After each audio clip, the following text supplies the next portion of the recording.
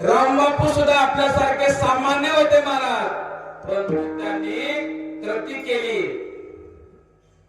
कार्य केलं, नामस्मरण केलं, म्हणून आज आपले देव होऊन बसले महाराज. म्हणून आज आपल्याला कळाले की आपण काहीतरी करायला पाहिजे बाबा रे. देवाच्या